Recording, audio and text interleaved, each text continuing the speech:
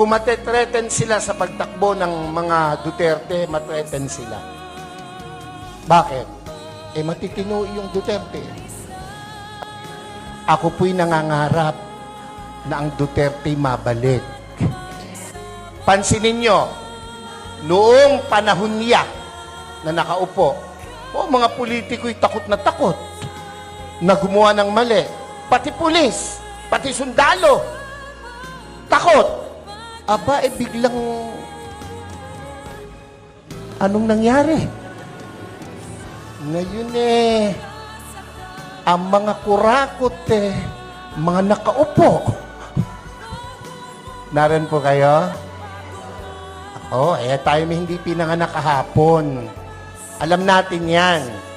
Bakit ang isang obispo ay sumusuporta sa ganito? Aba, hindi masamang mangarap ng pag-unlad ng pagkakaisa sa bansa natin. Kung hindi tayo magsasalita at kikilos, kung hindi tayo magpapakita ng puwersa, ng lakas, sino ang gagawa nito? No, kung palakpak lang, hindi mo magawa, lalo na sa rally, hindi mo kaya. Yung makasigaw ng Amen! Oy, yan yung matatapang. Dapat, ito ang tandaan nyo, ang buhay natin, minsan lang. Pakisabi mo sa katabi mo, mamamatay ka rin. Sabihin mo, malapit na. Pero, bago mamatay, napakagandang nagparinig ka, nagparamdam ka para sa bayan. Yun ang pinakamahalaga sa lahat. Amen po? Ako po hindi takot, makulong, mabugbog, basta't iparamdam mo yung gusto mong iparamdam.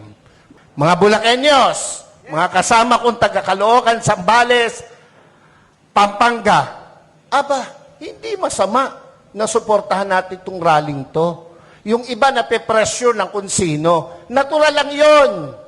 Ang nami-pressure sa kanila, siguro nasa taas. Dahil kung nasa baba, hindi nila papansinin. Pero, aba tayong malaya, huwag tayong pa-pressure kahit kanino. Minsan lang ang buhay natin. No, sabi mo sa katabi, mamamatay ka rin. Sabi mo, mamaya lang. Wag.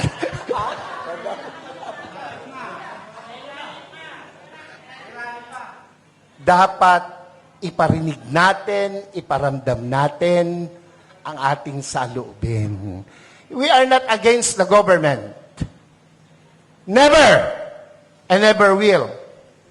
Lalo po ako. Nakapula nga ako Naran ba kayo? Pero, kailangan nilang makita, kanilang dapat marinig, ang dapat makita at marinig. Gera? Handa ba ang Pilipinas sa gera? Ha? Kurutan man talo tayo sa kurutan. Ilan ang bilyon ang Chino, ilan tayo. Panuntukan, talo tayo. Huwag nilang gawing issue yan. At hindi mangyayaring magkagera. Pilipino pa, subukan nila rito, talo sila. Kung ang laban lang ay chismis, panalo ang Pilipino. Ano? Ewan ko ba sa Pilipinas walang chismosa? Wala Mamatay na sana, Lord, yung mga nagsisinungaling. Hindi tayo papayag na hindi natin iparinig, iparamdam, ipakita ang dapat nating ipakita sa bayang Pilipinas na ating minamahal. Ako po, kung matetreten sila sa pagtakbo ng mga Duterte, matreten sila. Bakit? Matitino yung Duterte. Ako po, kahit obispo, nung panahong iyan ay lumalaban, ako po'y kasama.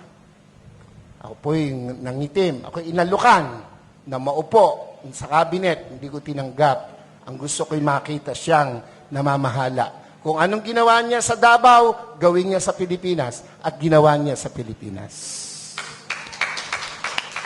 Mabalik yon, ako po ay matutuwa.